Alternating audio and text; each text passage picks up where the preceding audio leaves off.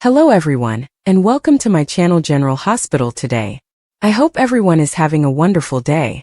Before we begin, please hit the subscribe button and give this video a thumbs up. The first sliver of morning light, a pale and hesitant gray, crept through the gap in the curtains, painting a single stark stripe across the rumpled duvet. It was a Tuesday. A completely ordinary Tuesday, or so Anna Devane believed as she hovered in the soft velvety space between sleep and wakefulness. The familiar weight of Nathan's arm was draped across her waist, his breathing a steady rhythmic counterpoint to the distant, muffled sounds of Port Charles beginning to stir. She could smell the faint, clean scent of his skin and the lingering aroma of last night's coffee. This was her anchor, this quiet intimacy, the peaceful epicenter of a life that had known far too much chaos. She nestled back against him, a small, contented sigh escaping her lips. For a woman whose career was built on parsing truth from lies, on navigating a world of shadows and secrets, these morning moments with Nathan were a sacred truth, uncomplicated and pure. She allowed her eyes to close again, ready to steal a few more minutes of this perfect warm stillness. But the rhythm changed. Nathan's breathing hitched, caught, and then resumed a fraction too quickly. The arm around her tensed, the muscles in his forearm tightening against her hip.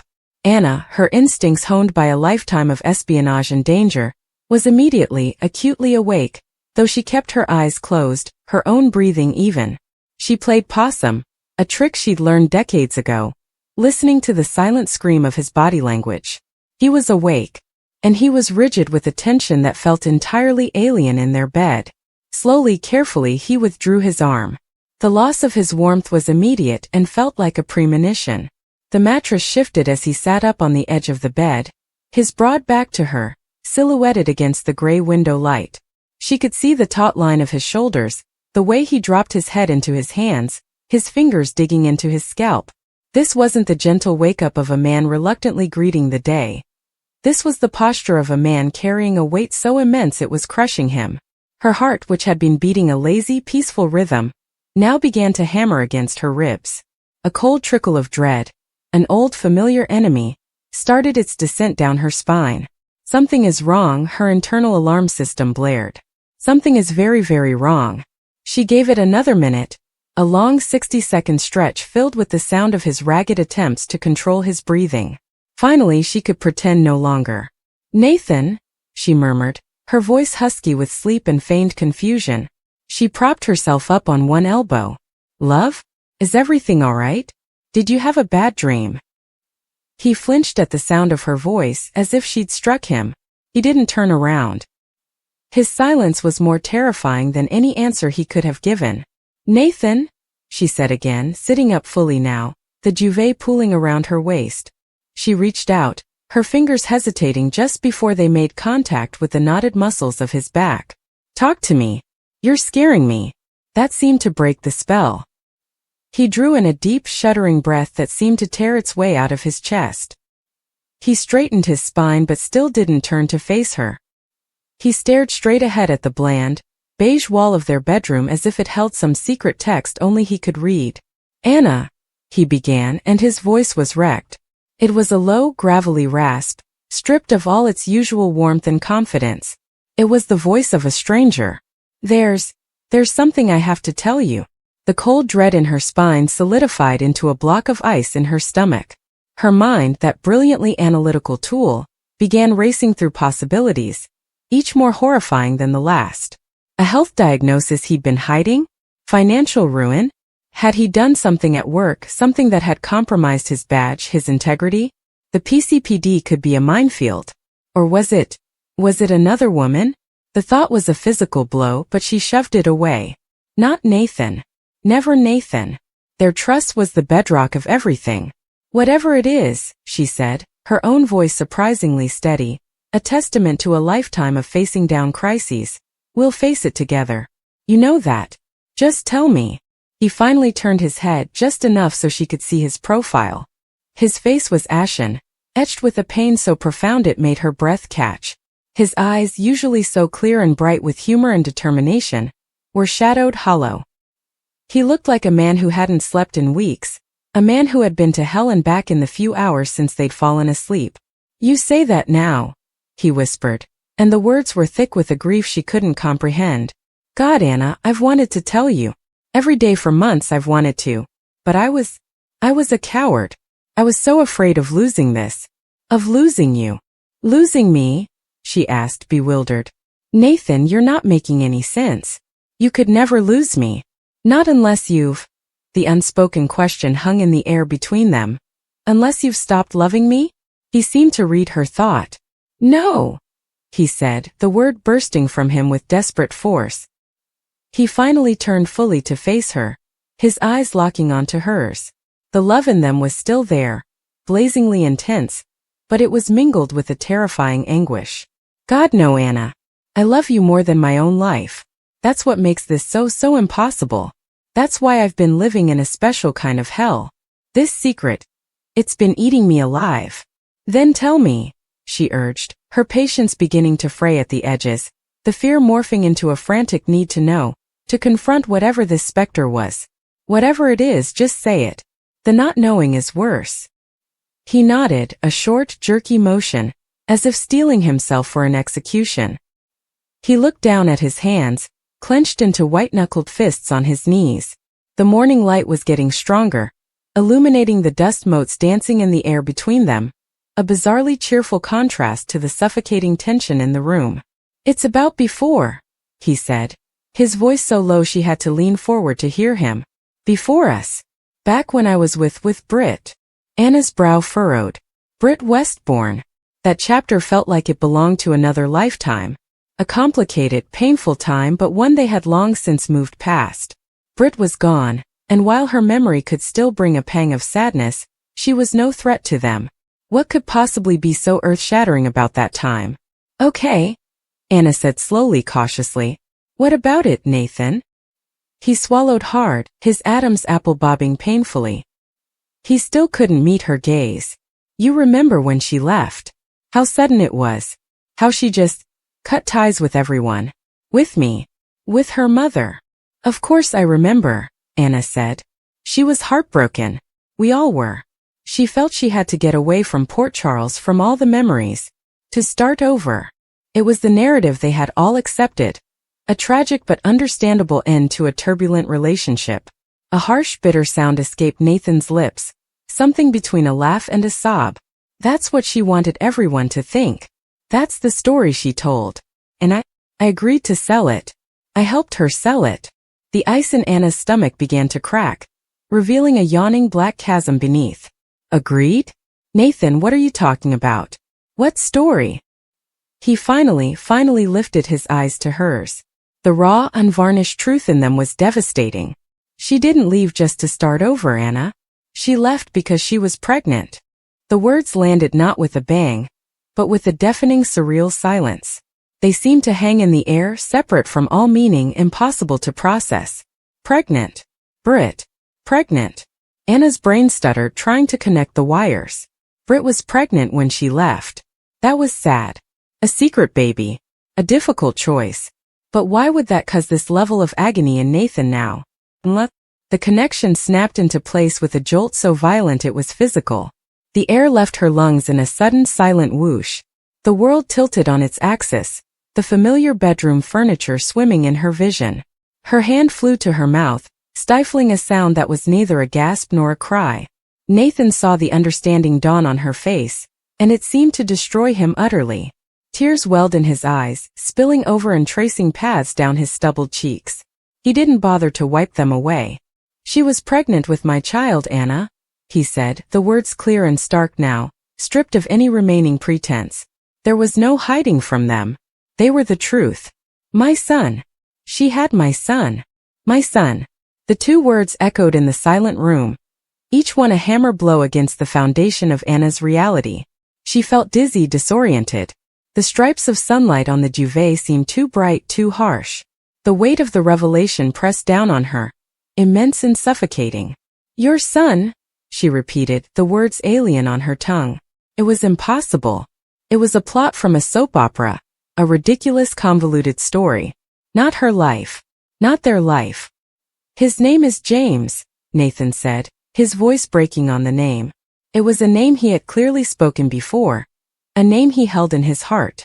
He's He's almost 4 years old. 4 years old. The timeline unfolded in her mind with brutal mathematical precision. 4 years ago. Britt's departure.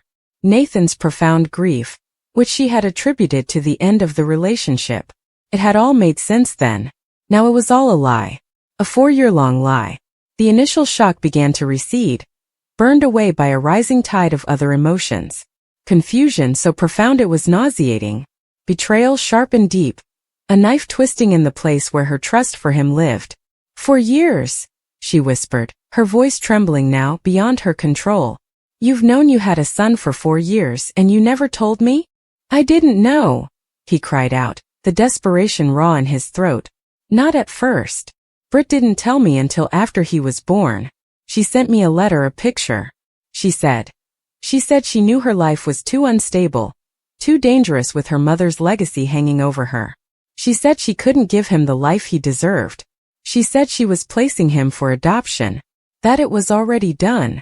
Anna stared at him, trying to piece it together, trying to find a foothold in this landslide. Adoption? So, you don't know where he is? A fragile, terrible hope sparked within her. A secret from the past was one thing. A living, breathing child existing in the world right now was another. Nathan's face crumpled. This was the second wave, the deeper, more devastating truth he had yet to reveal. He shook his head, fresh tears falling. That's what I believed. 4 years, Anna. I believed my son was out there somewhere, living with another family, and I had to live with that choice she made for us. It was agony, but I thought it was over.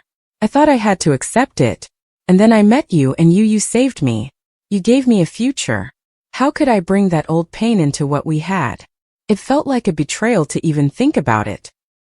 He was pleading with her now, begging her to understand the impossible position he'd been in. But the spark of hope in Anna died as quickly as it had been born. She could see there was more. There was so much more. But that's not the end of the story, is it, Nathan? She asked, her voice cold, flat. The professional, the spy, was taking over, locking the hysterical, heartbroken woman in a box deep inside. She needed facts. She needed the full extent of the damage. He took another ragged breath. No. Few months ago, I got another letter. From Britt. The world tilted again.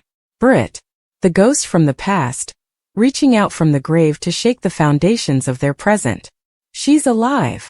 Anna asked, her mind reeling with this new variable. I don't know. The letter was postmarked from somewhere in Europe, but it was vague. It was an apology. A desperate one. He finally looked at her, his eyes pools of utter torment. She said she lied. She never went through with the adoption. She kept him. She's been raising him all this time, alone, on the run from her mother's enemies, from her own past. The pieces were falling into place with a horrifying clarity. The secrecy, the isolation, the fear. It was a story Anna, of all people, could understand. A mother protecting her child from the shadows of her own life. She felt an unexpected, unwelcome pang of sympathy for Britt Westbourne, a woman she had often seen as a rival, an obstacle. That sympathy was immediately swamped by the implications for her, for Nathan, for them. She's been sick, Anna, Nathan continued, his voice dropping to a haunted whisper. Really sick. She thinks it might be terminal. The treatments aren't working. She's scared. She's terrified of what will happen to James when she's gone. She has no one. She reached out to me because I'm his father. She wants me to take him. She's sending him to me. The silence that followed this was absolute. It was the silence of a vacuum of space where no sound could travel. Anna could only stare at him, her brain refusing to process the final cataclysmic piece of information. She's sending him to me. Not a ghost from the past. Not a closed chapter. A living, breathing 4-year-old boy. Nathan's son. On his way to Port Charles. To them. When? Anna finally managed to ask, the word a dry croak. Soon, Nathan said, his shoulders slumping in utter exhaustion, as if confessing had drained the very last of his life force. The arrangements are made. He could be here any day. I've been trying to find the words, the right time to tell you. I've been meeting with lawyers, with social workers in secret, trying to understand the legalities, what rights I have, trying to prepare. Every day walking around with this inside me, Lying to you with every smile, every touch. It's been killing me, Anna. I am so sorry.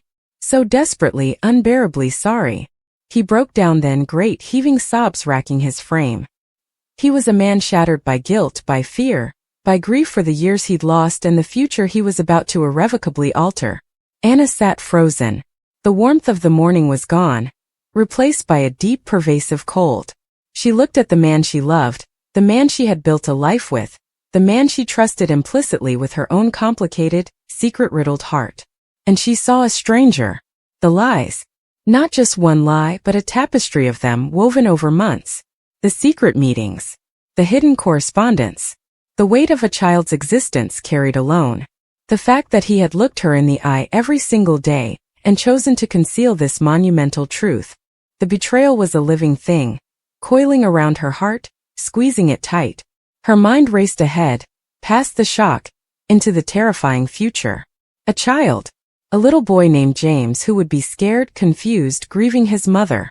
He would need everything. Time, attention, love, stability. He would change everything. Their peaceful home would be filled with the needs of a toddler. Their carefree relationship, built on mutual respect and adult companionship, would be thrust into the chaotic, all-consuming world of parenthood overnight. And she, what was she in this equation? The girlfriend of the father? The stepmother figure?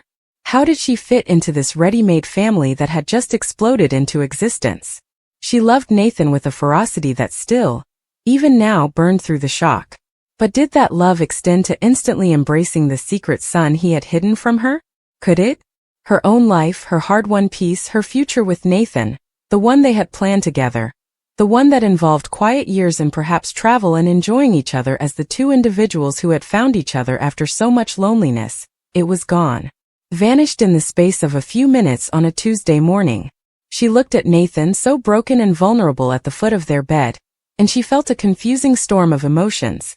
A heart-wrenching pity for his pain, a white-hot fury at his deception, a terrifying fear of what was to come, and a devastating grief for the life they had just lost. The sun was fully up now, flooding the room with a light that felt cruel and exposing. There were no more shadows to hide in. The truth was out, naked and shocking and immense. Nathan finally lifted his tear-streaked face to hers, his eyes begging for absolution, for understanding, for a miracle. "Anna," he whispered, his voice raw with hope and despair. "Please, say something." But Anna could find no words. There were no words adequate for a seismic shift of this magnitude. The world had been broken apart and reassembled into a frightening new shape while she slept. All she could do was stare into the devastatingly familiar eyes of the man she loved and realize, with a certainty that chilled her to the bone, that their life together as they knew it was over. And a new, unimaginably complicated one was beginning.